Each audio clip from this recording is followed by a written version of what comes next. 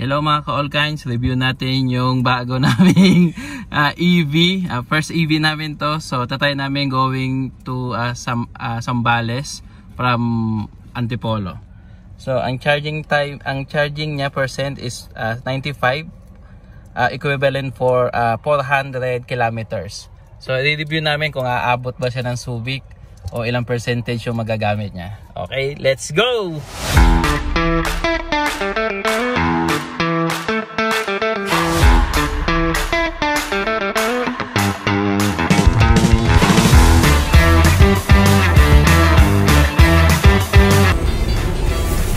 Hi, good morning kay update. Nandito na tayo ngayon sa NLEX. Hindi ko alam pa saan area na ito. Basta sa area ng Bulacan.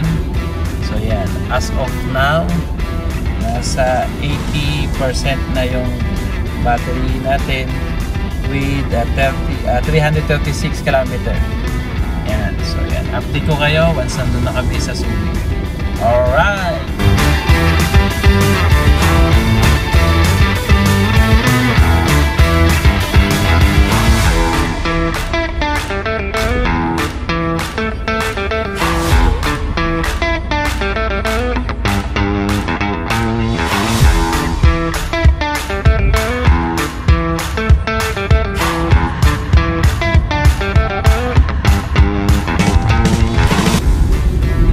Hi guys, ayan, okay, update muna. Dito muna tayo sa lagi naming pina-stop overan. So ayan, sa lecture muna tayo, tatambay.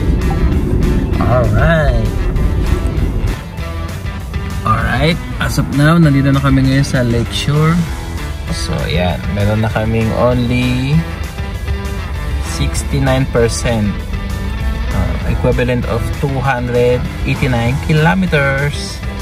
Yan. So, break muna kami guys. An eternity later.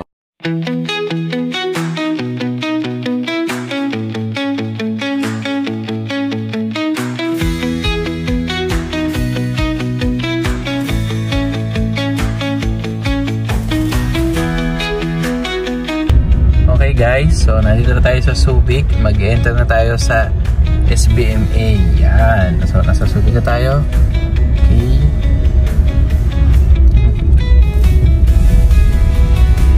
Yan. So, kung sino lagi pupunta sa Subic, yan, alam niyo, pamilya lang sa lugar na to. So, mamaya, i-review natin kung nakailan na tayong percent. Alright! Hi mga ka-all kinds. O yan, update na tayo. Nandito na tayo ngayon sa Subic na. So, gamit pa rin natin yung EV natin. So, kanina umalis tayo sa Antipolo and around 95%. So, 400 km yon. So, as of now, so yan, 41% na lang for 171 km. Ibig sabihin, from ganitong area na to, kailangan guys, mag-ano talaga kayo. Pag ito, mag-estimate. Ayan guys, no? Ayan. So, chinarge ko na yung Jayco natin. So yan, charging. So yung ano nila dito, charging point nasa 25, no kuya? 25 watts. 25 watts. Oh yan. So fast charging siya guys, DC yan. So as of now, libre pa daw. So thank you sa Unioil. Yan. Libre pa sa kanila. Oh, libre. Yan guys. Dalawa lang yung ano dito, yung parking nila. Meron sila mabagal, meron din sila DC. Depende sa inyo kung ano gusto nyo gamitin. Pero for now, under maintenance tayo. Alright, so yan guys, update ko kayo once okay na. Okay guys, so yan. So tinry namin sa DC charging yung Jayco. So yan, umaandar. Ayan. So dati kung nag-charge kami sa normal charging, umaabot kami ng almost 24 hours para lang ma-full charge. Ito around 42% na remaining.